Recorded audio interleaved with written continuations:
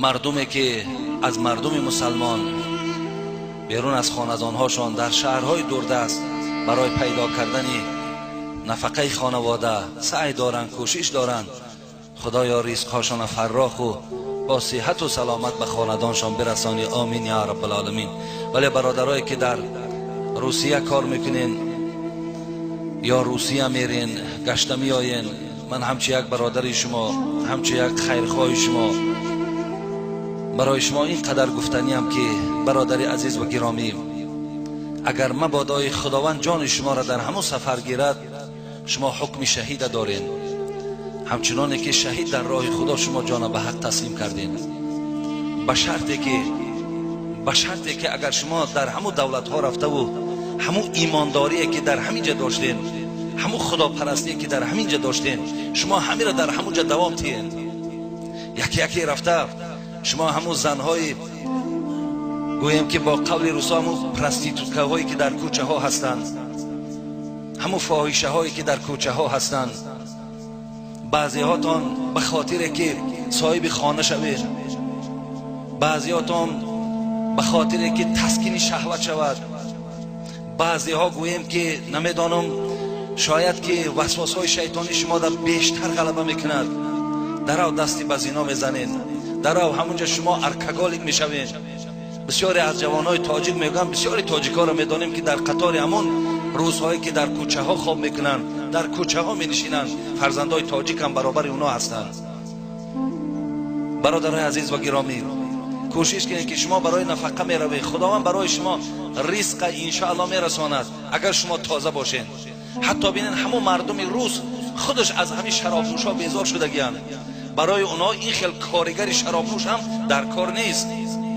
حتی بچه‌ای که نماز میخواند، بچه‌ای که حرام در نمیرود، همون مردم روس باید دوست بداره با همون خیل کارگر برای خودشون باور میکنن.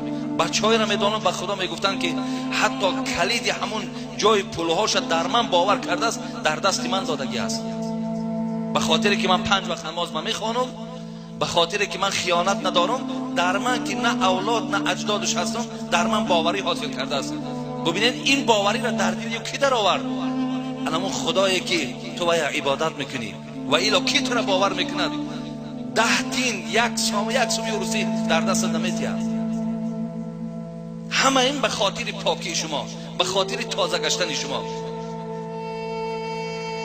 برای این دادرای عزیز در اونجا صبر کنید، شما صبر کنید. منم میدانم ما هم انسانیم، اینها را همش احساس میکنیم.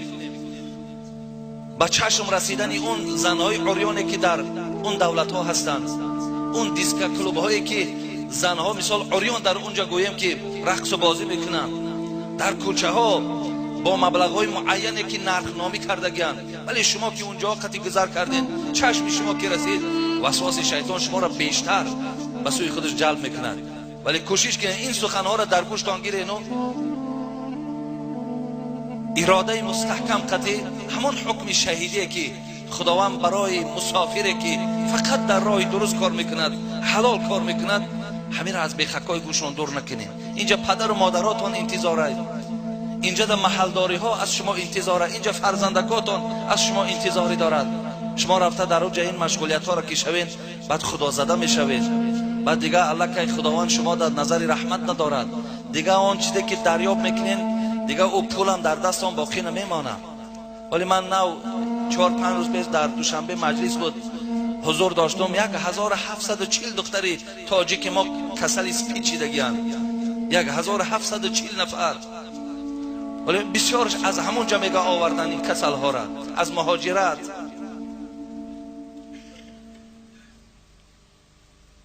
برای من دادرای عزیز، هر کدامت که رفتین راهتون سفید، خداوند شما را نگه دارد و کوشش کنین که به حرام ها نروین.